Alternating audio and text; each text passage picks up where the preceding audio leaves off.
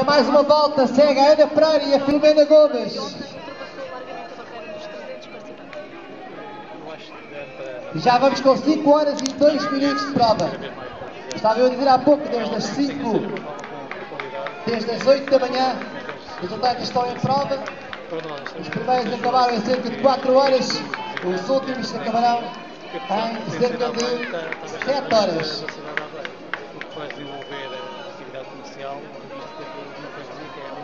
Também acabou o Pedro Alberto Rines Blanco, do Deportivo Pinário. E também o Eloy Madeiro Antônio, do Clube Triatlon Noia. Assim, tivemos alguma dificuldade em implementar a prova com respeito aos residentes e hoje em dia já é precisamente o contrário. Já nos perguntam quando é que temos mais provas destas, que é extremamente positivo para nós e para todas as pessoas que vêm para cá. E este local também se apresenta como o ideal, para os atletas da longa distância, pela beleza dos percursos, pelas condições que oferecem. Sim, pelo que nós tem-nos dito, é um local ideal. Rui Silva, Soriana Clube Manife. Não é muito quente e também não tem tido muito vento, facilita precisamente o andamento deles.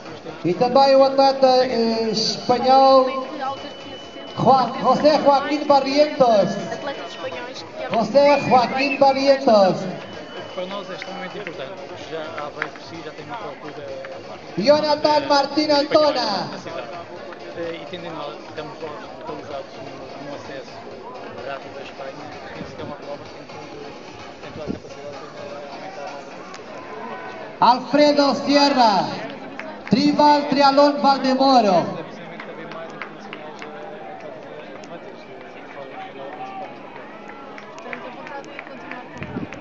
Principalmente para conhecer uma zona balnear que eles não conhecem. Eles, os portugueses, a maior parte deles não conhecem.